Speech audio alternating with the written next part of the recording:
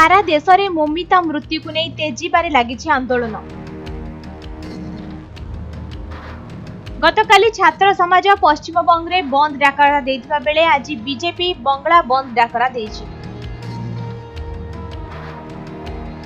ममिता को न्याय दाबी रे जलुछि पूरा पश्चिमबंग। एपरिकी मुख्यमंत्री इस्तीफा दियंतु बोली दाबी होइछि। तेबे एहारी मध्यरे एक तथ्य समस्तंकु चकित करिछि। ममिता को 3 जण किंबा 4 जण लोक दुष्कर्म करथिबा रिपोर्ट आसीछि। ममिता देहरु मिलिछि अधिक स्पर्म। संजय सह सेदिन आउ किए दुष्कर्म करिछि ताहार तथ्य आसीछि।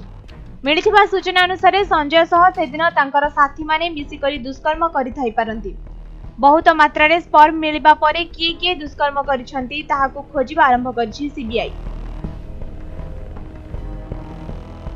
संजय निज दोष मानिथिबा बेले अन्य मानकर ना से नेउ नाही। तेबे ताकु टर्चर करा गले से हुए तो सब मानि जिवो बोली अनुमान करा जाउछि।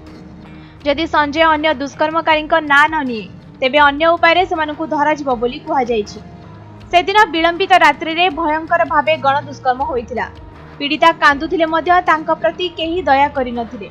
तेबे संजय सह जीए भी एथिरे शामिल अछंती सेमानकु दंड दिया जिवो एनै दाबी जोर धरिछि।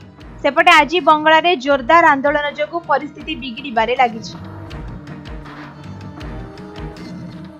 ब्यूरो रिपोर्ट समय लाइव।